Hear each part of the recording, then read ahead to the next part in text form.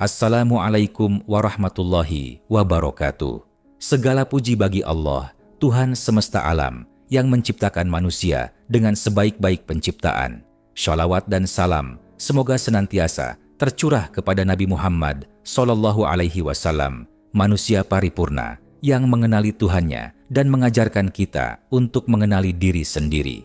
Wahai hamba Allah, Syekh Abdul Qadir Al-Jailani menjelaskan bahwa manusia adalah makhluk yang terdiri dari dua unsur.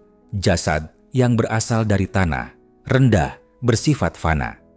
Ruh yang berasal dari langit, suci, dan bersifat abadi. Namun, kebanyakan manusia tertipu oleh wujud luarnya, memanjakan tubuh, menghias jasad, tapi melupakan ruhnya yang sebenarnya menjadi hakikat dirinya. Mereka menjadi asing dari asalnya, lupa bahwa ruh mereka pernah bersaksi di hadapan Allah. Betul, engkau adalah Tuhanku. Syekh Abdul Qadir menyindir keras orang-orang yang tidak mengenal dirinya. Engkau sibuk mencari Tuhan di luar, sementara dirimu sendiri engkau abaikan. Padahal kunci untuk mengenalnya ada dalam dirimu. Mengetahui asal-usul diri juga berarti memahami bahwa kita bukan sekadar makhluk dunia. Kita berasal dari ruh yang suci, dari alam ketuhanan, dan akan kembali kepadanya. Dunia hanyalah tempat singgah, bukan tempat tinggal. Maka jangan bangga dengan kedudukan, harta, atau penampilan luar, karena semua itu akan kembali ke tanah. Yang akan dibawa pulang hanyalah ruh dan amal. Turunnya manusia ke alam terendah. Saat Allah menciptakan ruh yang suci, ruh Al-Qudsi, dengan bentuknya yang sempurna, ahsani takwim, di alam lahut, Allah ingin mengembalikannya ke alam terendah, asfala safilin. Ini dimaksudkan untuk menyempurnakan kemanusiaannya dan mendekat kepadanya. Sebagaimana firman Allah Ta'ala, di tempat yang disenangi di sisi Tuhan yang berkuasa. Al-Qamar 55. Manakala sifat kemanusiaannya dan kedekatannya kepada Allah telah sempurna, itulah maqam, tingkatan para nabi dan para wali. Allah Ta'ala menurunkan ruh Al-Qudsi atau insan hakiki ini pertama dengan mengembalikannya ke alam Jabarut dengan dibekali benih tauhid dan menaburnya melalui pelantara cahayanya. Ruh Al-Qudsi lalu dipakaikan kiswah, pelindung dari alam Jabarut ini dan diberi nama jiwa sultan, ruh sultani. Begitu pula yang dilakukan di alam malakut, alam batiniyah, di mana di situ ruh Al-Qudsi lalu diberi nama jiwa aktif, ruh sirani, rawani.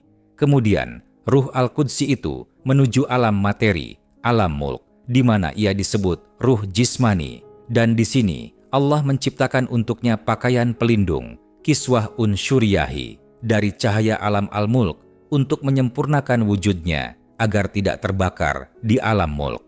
Sementara tujuan utama diturunkannya ruh Al-Qudsi ke alam terendah, asfal, adalah untuk mendapatkan derajat yang lebih mulia dan menambah kedekatan kepadanya dengan hati dan raga.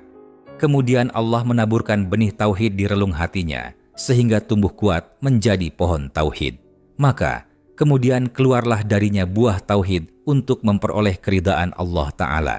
Seperti yang dikatakan oleh seorang penyair, kami ranting-ranting pohon yang tinggi menjulang, yang penuh dengan buah tauhid, tak ada rasa takut di hati kami.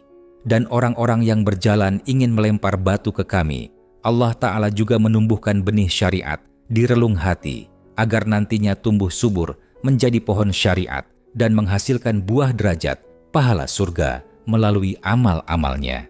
Kemudian Allah memerintahkan seluruh lapisan ruh, ruh jismani, ruh sirani rawani, ruh sultani, dan ruh Al-Qudsi untuk memasuki jasad, dan Allah menempatkan setiap ruh pada ruang yang telah disiapkan.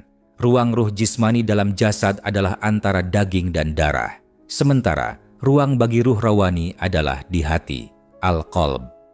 Ruh sultani bertempat di mata hati, al-fuad, sedangkan ruang bagi ruh Al-Qudsi adalah ruang tersembunyi, rasa.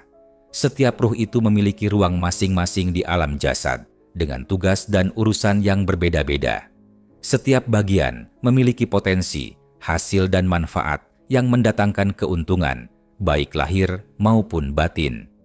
Oleh karena itu, sudah seharusnya setiap manusia mengetahui tata cara berhubungan, bersosialisasi dengan ruh-ruh itu di alam wujud, alam jasad, karena apapun daya upaya yang ia lakukan di alam itu, kelak di akhirat akan dimintai pertanggungjawabannya. Sebagaimana Allah Ta'ala telah berfirman, maka apakah dia tidak mengetahui apabila dibangkitkan apa yang ada di dalam kubur dan dilahirkan apa yang ada di dalam dada. Dan juga firman Allah, dan tiap-tiap manusia itu telah kami tetapkan amal perbuatannya sebagaimana tetapnya kalung pada lehernya. Demikian yang dapat kami sampaikan dari keterangan Syekh Abdul Qadir Al-Jailani dalam kitab beliau Sirrul Asrar. Semoga apa yang disampaikan dapat menambah ilmu dan membawa manfaat bagi kita semua. Jika dirasa bermanfaat, silakan subscribe, like, dan share agar tidak ketinggalan informasi dan kajian-kajian berikutnya. Wassalamualaikum warahmatullahi wabarakatuh.